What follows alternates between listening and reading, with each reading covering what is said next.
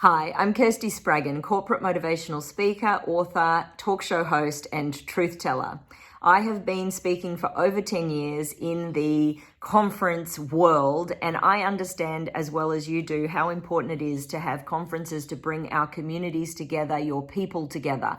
Now, more than ever, they need us. And so postponing your event and waiting until we can be in person, I believe that we have a deep responsibility to get onto this fast, to pivot and to use online technology and to understand that it can be just as incredible at bringing people together in a completely different and fun way.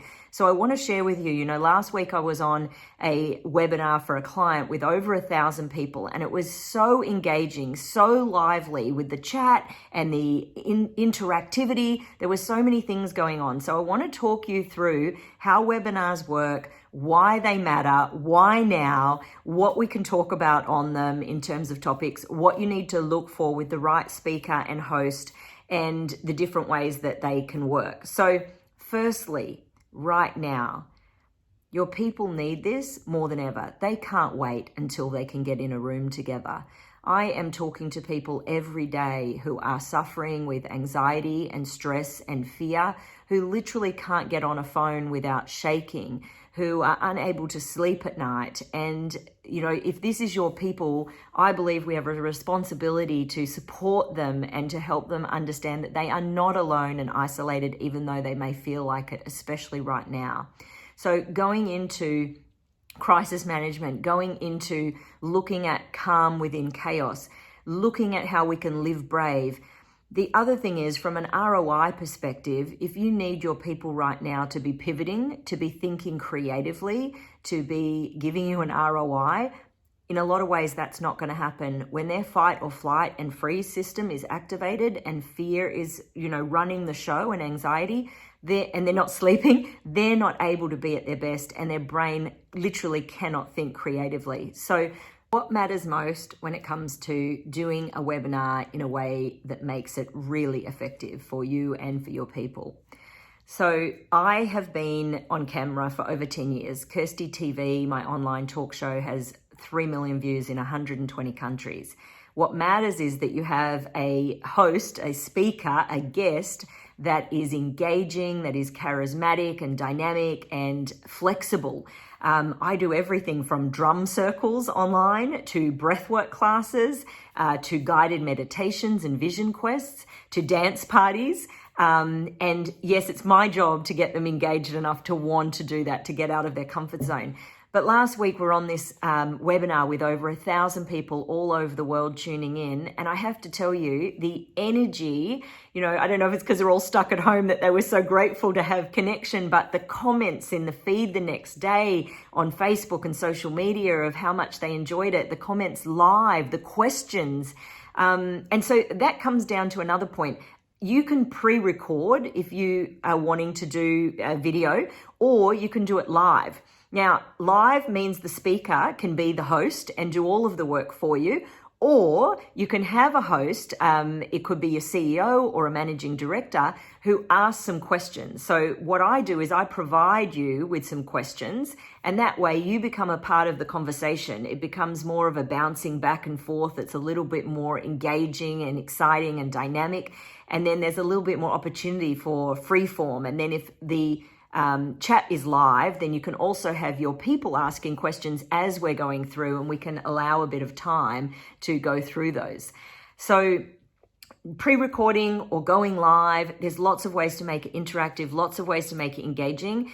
It's important that you choose the right speaker. I love people like Tim Gard. He's a comedian, Christine Cashin, Jason Hewlett, Michael Hoffman, all hilarious, but with great content. But now more than ever, where you might have got away with it on stage at a live event with a speaker who maybe wasn't as dynamic and engaging, you're not going to get away with that when this is all you have. If you have a talking head and you have somebody who's pretty boring and they don't move and they don't know where to look, or they're looking at the wrong camera on the computer, all of those things are going to affect the quality. If you don't have someone who can pivot, who can think quickly, who can answer questions on their feet, who's stuck in their content and wants to just be linear with their keynote, that is not going to work anymore. So speakers that have a background with humor, that are dynamic on camera, are going to become more important than ever when you're choosing the right person and the right topic for your webinar. So what content are you going to look at for your webinar? I myself as a speaker have shifted all of my topics. I've rewritten them, I've restructured them, because I believe we don't want to be doing what we were doing a week ago. Nobody wants to hear about a legacy keynote right now. They want to hear, how do I deal with my current crisis? How do I make sure my team is inspired and activated, or just okay? How do I make sure that they're getting through this mentally, emotionally, spiritually? And so the topics that I'm offering right now, one of them, the first one, which can be, they can be independent. You can just do one webinar, or I've made them in a way you can build and do 3 or even more. The first one is check yourself before you wreck yourself. This is about checking in with your vitals and looking at all of the stuff around anxiety, fight or flight, what is going on in our physical body, what is going on emotionally, and how do we deal with that? How do we give your people some tools and some techniques and some resources and give them an experience on the live webinar of using some quick breathing techniques, of doing a guided meditation, of doing a dance party or some drumming. We talk about that before, see what's a fit for your people, and then decide how we can make it an experience where they get some resources and tools that they can apply in the moment as well as use in the coming days and weeks. The second one is changing your thoughts. And this really, once we've been able to get ourselves emotionally resilient, get some sleep, then a week or 2 later, you can do the next webinar, and we're looking at making sure we're changing our thoughts.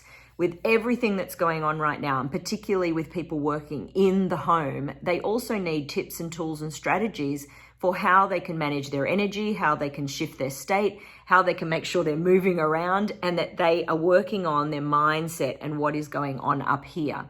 And the third one is, how do we chart our course? Going forwards with creative thinking, with goal setting, with planning, with strategy, how do we climb our mountain and get ourselves to the top?